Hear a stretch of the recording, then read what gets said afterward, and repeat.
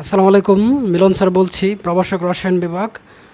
আজকের অনলাইন ক্লাসের সকলকে অভিনন্দন শুভেচ্ছা জানাচ্ছি। যারা পরবর্তীতেও ক্লাসটি রিভিউ করবে তাদের জন্য রইল আগাম শুভেচ্ছা অভিনন্দন। পাশাপাশি কেমিস্ট্রি মিলন স্যার ইউটিউব চ্যানেলের পক্ষ থেকে রইল শুভেচ্ছা অভিনন্দন।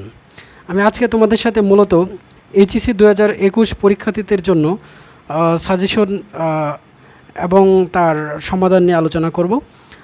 আজকে আমি তোমাদের সাথে মূলত রসায়ন প্রথম পত্রের পঞ্চম অধ্যায় অর্থাৎ কর্মমুখী রসায়ন থেকে একটি সুপার সাজেশন নিয়ে আলোচনা করব। সেখান থেকে আমি একটি সৃজনশীল তোমাদেরকে সাজেশন আকারে প্রশ্ন এবং উত্তর সহ আলোচনা করব। আমার বিশ্বাস সেখান থেকে তোমাদের সর্বোচ্চ কমন পড়বে, সেই প্রত্যাশায় শুরু করছি। তো আমি তোমাদেরকে মূলত সাজেশন পাশাপাশি তার উত্তর, লিখিত উত্তর দিয়ে দিচ্ছি এবং সেটা আমি তোমাদেরকে অধ্যায় ভিত্তিক, প্রতি অধ্যায় ভিত্তিক সাজেশনটি দিতে চেষ্টা করব। আমার বিশ্বাস যে তোমরা আমার চ্যানেলটির সাথে থাকলে অধ্যায় ভিত্তিক সে উত্তরগুলো পেয়ে যাবে। তো চলো আমরা একটু সংক্ষেপে আমাদের এইচএসসি 2021 পরীক্ষার মানবন্টন নিয়ে আলোচনা করি। দেখো, আমাদের বিষয় হচ্ছে রসায়ন প্রথম পত্র। আজকে আমরা মূলত পঞ্চম অধ্যায়ের কর্মমুখী রসায়নের সাজেশন এবং তার উত্তর নিয়ে আলোচনা করব। আমরা একটু আমাদের পরীক্ষার মান বন্টন সম্পর্কে একটু জেনে নিই। আমাদের এইচএসসি 2021 যে নিয়ম নম্বর বন্টনে, সেখানে বলা আছে সিকিউ মানে সৃজনশীল প্রশ্নের 8টির মধ্যে যে কোনো 2টি প্রশ্নের উত্তর করতে হবে, তার জন্য তোমার হচ্ছে 20 নম্বর। আর এমসিকিউ 25টির মধ্যে যে কোনো 12টি উত্তর করতে হবে। এই হচ্ছে আমাদের ফার্স্ট পেপারে 32 নম্বর, যাকে সাবজেক্ট ম্যাপিংয়ের মাধ্যমে 75 করা হবে এবং সাথে ব্যবহারিক হচ্ছে 25। এই হচ্ছে টোটাল 100 মার্ক আমাদের পরীক্ষা। তো এই ক্ষেত্রে আমি তোমাদেরকে এমসিকিউ, জ্ঞান অনুধাবন এগুলো পড়ার জন্য একটু সংক্ষিপ্ত সাজেশন দিতে পারি। সেটা কি, তোমরা মনে রাখবা যে জ্ঞান অনুধাবন, সিকিউ, এমসিকিউ পড়ার সময় এইচএসসি 2021 শর্ট সিলেবাস অনুসারে টপিক ভিত্তিক বিগত বোর্ড প্রশ্ন ব্যাখ্যা সহ পড়তে হবে। তো এই কথাটা আমি তোমাদের একটু বুঝিয়ে বলি। বিশেষ করে জ্ঞান অনুধাবন, এর জন্য আমাদের এইচএসসি 2021 শর্ট সিলেবাসের যে টপিক ভিত্তিক যে বিগত সালে যে প্রশ্নগুলো আসছে, শর্ট সিলেবাসে টপিক আছে এবং ওই টপিকের উপর ভিত্তি করে বিগত সালে যে জ্ঞান অনুধাবনগুলো আসছে সেগুলো তোমরা একটু ভালো করে পড়ে নেবে। পাশাপাশি এমসিকিউর জন্য একইভাবে টপিক ভিত্তিক, শর্ট সিলেবাসের টপিক ভিত্তিক যে এমসিকিউগুলো বিগত সালে আসছে সেগুলোকে তোমাকে ব্যাখ্যা সহ পড়তে হবে। এর মানে হচ্ছে এই উত্তরটা এটা কেন হলো, এর ব্যাখ্যা সহ তোমাকে জানতে হবে। প্রয়োজনীয় টেক্সট বুকের রিলেটেড টপিকগুলোকে ডিটেল পড়ে নিতে হবে। তো চলো আমরা আমাদের কর্মমুখী রসায়নের সাজেশন এবং তার উত্তর নিয়ে আলোচনা করি। আমি এখন তোমাদেরকে কর্মমুখী রসায়ন থেকে একটি সৃজনশীল প্রশ্ন এবং তার লিখিত উত্তর সুপার সাজেশন আকারে উপস্থাপন করছি। চলো দেখা যাক। তো প্রিয় শিক্ষার্থীরা, তোমরা ফলো করো। এই হচ্ছে আমাদের কর্মমুখী রসায়ন পঞ্চম অধ্যায় থেকে সৃজনশীল একটি সৃজনশীল আমরা এখানে বিশেষ সাজেশন আকারে দিয়েছি শর্ট সিলেবাস অনুসারে। উদ্দীপকটি হচ্ছে আখ বা খেজুরের রস বা বার্লি দানা থেকে আমরা চিনি বা সুক্রোজ পেতে পারি, যাকে ইনভার্টেজ এনজাইমের প্রভাবে আদ্র বিশ্লেষণ করলে এ এবং বি দুটি যৌগ পাওয়া যায়। এ এবং বিকে জাইমেস এনজাইমের সাহায্যে যদি আমরা ফার্মেন্টেশন করি তাহলে সি এবং ডি পাই। আবার সিকে যদি মাইক্রোডার্মা এসিটি বা এসিটো ভেক্টর দ্বারা অক্সিজেন দ্বারা জারিত করি তাহলে ই পাওয়া যায় 6 থেকে 10%। এই হচ্ছে আমাদের উদ্দীপক। তো সেখান থেকে ক নম্বর প্রশ্ন হচ্ছে মল কি, খ নম্বর প্রশ্ন হচ্ছে ভিনেগার বলতে কী বোঝো, গ নম্বর প্রশ্ন হচ্ছে মল ভিনেগার পদ্ধতিতে ই তথা ভিনেগার প্রস্তুতি বর্ণনা করো, ঘ নম্বর হচ্ছে ই তথা ভিনেগারের সাহায্যে খাদ্য সংরক্ষণ কৌশল বিশ্লেষণ করো, যার বিকল্প হিসেবে আমরা দিলাম খাদ্য সংরক্ষণে ই তথা ভিনেগারের গুরুত্ব বিশ্লেষণ। তো চলো আমরা তার উত্তর আলোচনা যাই। প্রথম আমাদের যে প্রশ্ন ছিল 1 নং প্রশ্নের উত্তর হিসেবে আমরা ক নাম্বার নিলাম, মল্ট কি। তো ক নাম্বার অর্থাৎ মল্টের উত্তর হচ্ছে বার্লির দানাকে নিম্ন তাপমাত্রায় 15 ডিগ্রি সেলসিয়াস তাপমাত্রায় পানিতে অন্ধকারে খোলা অবস্থায় রেখে দিলে বার্লির দানা অঙ্কুরিত হয়। এই অঙ্কুরিত বার্লির দানাকে শুকিয়ে পাউডার বা গুঁড়া করা হয়। এই পাউডার বা গুঁড়াকে মল বলে। উল্লেখ্য, এই মলকে যদি আমরা পরবর্তীতে জারিত করি তাহলে সেটা কি ভিনেগার তথা অ্যাসিটিক অ্যাসিডে পরিণত হয়।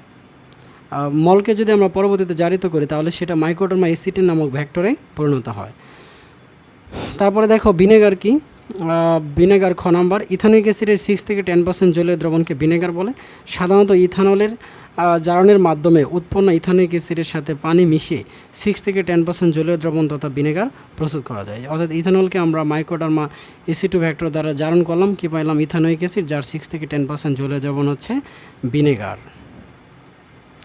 তারপর ফলো করো আমাদের যে গ নম্বর প্রশ্ন, বার্লি দানা বা খেজুরের রস বা আখের রস হতে ভিনেগার প্রস্তুতি তথা মল ভিনেগার প্রস্তুতি। তো সেক্ষেত্রে আমরা মূলনীতি দিলাম প্রথমে দেখো মূলনীতিতে বলা আছে আখ বা খেজুরের রসে 16 থেকে 20% চিনি বা সুক্রোজ থাকে, এতে মল্ট এক্সট্রাক্ট ও ইস্ট গুঁড়া যোগ করা হয়। ফলে এসব পদার্থ হতে নির্গত এনজাইম দ্বারা ফার্মেন্টেশনের মাধ্যমে প্রথমে ইথানল 10% উৎপন্ন হয়, পরে এসিটোভ্যাক্টর দ্বারা ইথানল জারিত হয়ে 6 থেকে 10% ইথানোয়িক অ্যাসিডের জলীয় দ্রবণ তথা ভিনেগারে পরিণত হয় বা উৎপন্ন হয়। তারপর দেখো মল্ট ভিনেগার প্রস্তুতি, এটা আমরা কয়েকটা ধাপে করলাম। প্রথম ধাপ হচ্ছে বা ফার্স্ট স্টেপ, আখ বা খেজুরের রস বা বার্লির দানাতে বিদ্যমান 16 থেকে 20% চিনি বা সুক্রোজে মল্ট এক্সট্রাক্ট ও ইস্ট যোগ করা হয়। ফলে ইস্ট হতে নির্গত ইনভার্টেজ এনজাইম চিনিকে আদ্র বিশ্লেষণ করে গ্লুকোজ ও ফ্রুক্টোজ উৎপন্ন করে। অতঃপর উৎপন্ন গ্লুকোজ ও ফ্রুক্টোজ ইস্ট হতে নির্গত জাইমেস এনজাইম দ্বারা ভেঙে ইথানল 10% উৎপন্ন করে। এই 10% ইথানল সহ যে মিশ্রণটি, যাকে আমরা বলি মল্ট মিশ্রণ। যেমন আমরা এখানে রিয়েকশন আকারে দেখালাম, আখ বা খেজুরের রস থেকে যে আমরা চিনি পাই তাকে ইনভার্টেজ এনজাইম দ্বারা আদ্র বিশ্লেষণ করে গ্লুকোজ ফ্রুক্টোজ পাওয়া যায়, যা ইস্ট হতে নির্গত জাইমেস এনজাইম দ্বারা মূলত গ্লুকোজ ফ্রুক্টোজ ফার্মেন্টেড হয়ে কি ইথানল উৎপন্ন হয় 10%। এই 10% ইথানল সহ যে ওই মিশ্রণটা আমাদের যে আখের রসের যে মিশ্রণ, সেটাকে আমরা বলি মল্ট মিশ্রণ, যেখানে ইথানলের সাথে কিন্তু আমাদের মূল কাঁচামালগুলোও রয়েছে। সেকেন্ড স্টেপ, অতঃপর উৎপন্ন মল মিশ্রণকে, ওই যে ইথানল মিশ্রিত যে মিশ্রণ, মল মিশ্রণ থেকে কিছু পরিমাণ মল মিশ্রণকে একটি বড় আকারের খোলা মাটির পাত্রে রেখে দেয়। ফলে মল্টের ছাতা মতো স্তর বেড়ে ওঠে। একে মাদার অফ ভিনেগার বলে, একে মাইক্রোডার্মা এসিটি বা এসিটোভ্যাক্টরও বলা হয়। এই এসিটোভ্যাক্টরকে পাতলা মসলিন কাপড়ের সাহায্যে ছেঁকে মূল মল মিশ্রণে যোগ করে, মানে এই যে এসিটোভ্যাক্টরটা একটা মসলিন কাপড় দিয়ে এটাকে ছেঁকে নিলাম, নিয়ে আমাদের যে আসল মিশ্রণ ছিল যে মল মিশ্রণ, সেই মিশ্রণে যোগ করলাম। ফলে মূল মিশ্রণে থাকা 10% ইথানল এসিটোভ্যাক্টর দ্বারা জারিত হয়ে 6 থেকে 10% ইথানোয়িক অ্যাসিডের জলীয় দ্রবণ তথা ভিনেগারে পরিণত হয়। তারপর ফলো করো, আমরা এখানে রিয়েকশনটা দিলাম, ওই যে মল মিশ্রণে যে 10% ইথানল, সেটা মাইক্রোডার্মা এসিটি বা এসিটোভ্যাক্টর দ্বারা জারিত হয়ে কীভাবে মল্ট ভিনেগার বা এসিটিক অ্যাসিডে পরিণত হয়। থার্ড স্টেপ বা পাস্তুরীকরণ, এই অবস্থায় মল্ট ভিনেগার ঘোলাটে থাকে এবং এসিটোভ্যাক্টর বা মাদার জীবিত থাকে, যাকে দীর্ঘদিন রেখে দিলে সবটুকু ভিনেগার মাদার মল্টে পরিণত হয়ে ওঠে। তাই এই ভিনেগারকে 75 থেকে 80 ডিগ্রি সেলসিয়াস তাপমাত্রায় 20 মিনিট উত্তপ্ত করে এসিটোভ্যাক্টর বা মাদার নষ্ট করা হয়। ফলে মজাদার ও হালকা বাদামি বর্ণের খাওয়ার উপযোগী ভিনেগার উৎপন্ন হয়। উপসংহার, উপরোক্ত পদ্ধতি অনুসরণ করে চমৎকারভাবে মল ভিনেগার প্রস্তুত করা যায়। এভাবে আমরা মূলত মল ভিনেগার প্রস্তুত করতে পারি। তারপরে ঘ নম্বর যে প্রশ্নটা আমাদের, সেখানে বলা ছিল যে তথা ভিনেগারের সাহায্যে খাদ্য সংরক্ষণ কৌশল ব্যাখ্যা করো বা বিশ্লেষণ করো। তো কৌশলটা আমরা নিচে আলোচনা করলাম। সাধারণভাবে কি হয়, অণুজীব থেকে নির্গত বা নিঃসৃত এনজাইম খাদ্য দ্রব্যকে পচাতে ফার্মেন্টেশন বিক্রিয়ায় প্রভাবক হিসেবে কাজ করে।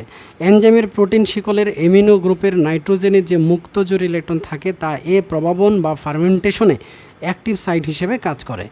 কিন্তু ভিনেগারের উপস্থিতিতে ভিনেগার হতে উৎপন্ন H+ বা প্রোটন এনজাইমের প্রোটিন শিকলের নাইট্রোজেনের সাথে সন্নিবেশ বন্ধনের মাধ্যমে যুক্ত হয়ে অ্যাক্টিভ সাইটকে ইনঅ্যাক্টিভ সাইটে পরিণত করে বা ইনঅ্যাক্টিভ সাইট করে।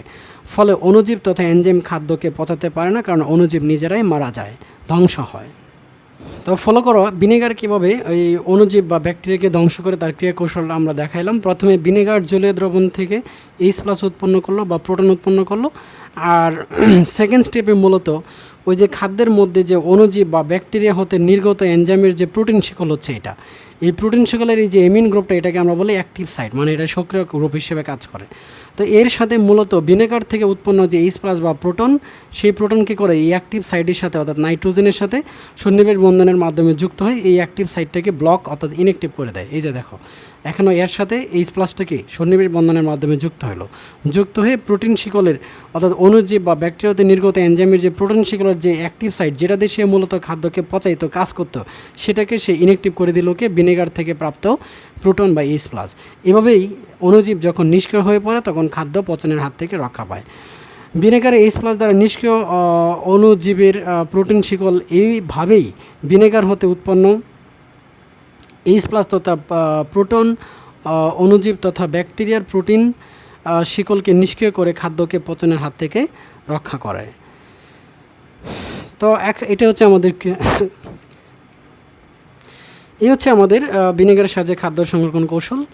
আমরা 4 নম্বর প্রশ্ন একটা বিকল্প প্রশ্ন বা বিকল্প অথবা প্রশ্ন দিয়েছিলাম সাজেশন আকারে, যার উত্তর হচ্ছে মূলত প্রশ্ন ছিল ভিনেগারের সাহায্যে খাদ্য সংরক্ষণের গুরুত্ব বিশ্লেষণ।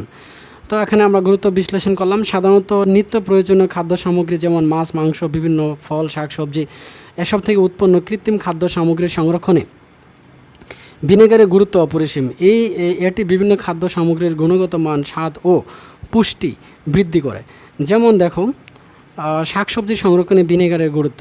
সাধারণত শাকসবজি দ্রুত পচনশীল, এর জন্য শাকসবজিতে ভিনেগার যোগ করলে ভিনেগার হতে উৎপন্ন H+ বা প্রোটন পচনের জন্য দায়ী অণুজীব যেমন ব্যাকটেরিয়া, মোল্ড, ইস্ট হতে নিঃসৃত এনজাইমের প্রোটিন শিকলের ক্ষারীয় অ্যাক্টিভ সাইটকে ইনঅ্যাক্টিভ করে অণুজীব ধ্বংস করে।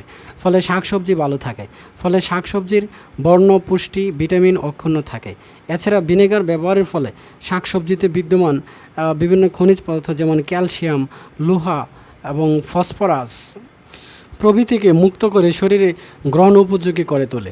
উল্লেখ্য, ভিনেগারে শাকসবজি সংরক্ষণের পূর্বে এদেরকে লবণ পানি দিয়ে কিউরিং করে নিলে ভালো ফল পাওয়া যায়, কারণ লবণ পানি শাকসবজির পানি দ্যাট ইজ মুক্ত পানি হ্রাস করে। 2. ফল সংরক্ষণে ভিনেগারের গুরুত্ব। সাধারণত মৌসুমি ফল এবং এসব ফল থেকে উৎপন্ন খাদ্য সামগ্রী যেমন জ্যাম, জেলি, আচার দীর্ঘদিন সংরক্ষণে ভিনেগার ব্যবহৃত হয়, কারণ ভিনেগার তাদের অণুজীবের বিরুদ্ধে কাজ করে তাদেরকে সতেজ রাখে।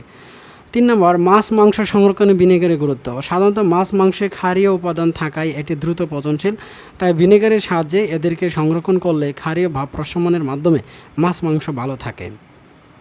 4. খাদ্যের ব্যাকটেরিয়া, মোল্ড, ইস্ট ধ্বংসে ভিনেগারের গুরুত্ব। সাধারণত খাদ্যের মধ্যে থাকা ব্যাকটেরিয়া, মোল্ড, ইস্ট খাদ্যকে পচায়, ফলে খাদ্য নষ্ট হয়। ফলে খাদ্যে ভিনেগার যোগ করলে এসব ক্ষারীয় অণুজীব ধ্বংস হয়। উল্লেখ্য, ভিনেগারের সাহায্যে খাদ্যের 99% ব্যাকটেরিয়া, 82% মোল্ড এবং 80% জীবাণু ও ভাইরাস ধ্বংস করে খাদ্যকে দীর্ঘদিন সংরক্ষণ করা যায়।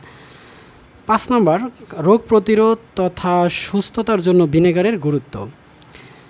ভিনেগার খাবারের রুচি আনে, রক্ত সঞ্চালন বৃদ্ধি করে এবং হজম শক্তি বাড়ায়, শরীরে সৃষ্ট তরল অপদ্রব্য নিঃসরণ সহজ করে, রক্তের অপ্রয়োজনীয় চর্বি দূর করে। এছাড়া ভিনেগার রক্তচাপ ও রক্তের কোলেস্টেরল হ্রাস করে। ভিনেগারযুক্ত খাবার খেলে ক্যান্সার ও টিউমার প্রতিরোধে ভালো ফল পাওয়া যায় এবং মাংসে সৃষ্ট নাইট্রোসামিন নামক জটিল যৌগ ধ্বংসে ভিনেগার অনেক কার্যকর। উল্লেখ্য, এই নাইট্রোসামিন কিন্তু ক্যান্সারের জন্য দায়ী। উপসংহার, পরিশেষে বলা যায় যে খাদ্য দ্রব্য সংরক্ষণ ও মানব স্বাস্থ্যের জন্য ভিনেগারের গুরুত্ব অনেক এবং অপরিসীম। তো প্রিয় শিক্ষার্থীরা, তোমাদেরকে আবারও অভিনন্দন, ধন্যবাদ জানিয়ে কেমিস্ট্রি মিলন স্যার ইউটিউব চ্যানেলের পক্ষ থেকে শুভ কামনা রেখে শেষ করছি। পরবর্তী চ্যাপ্টারের সাজেশনের আমন্ত্রণ জানিয়ে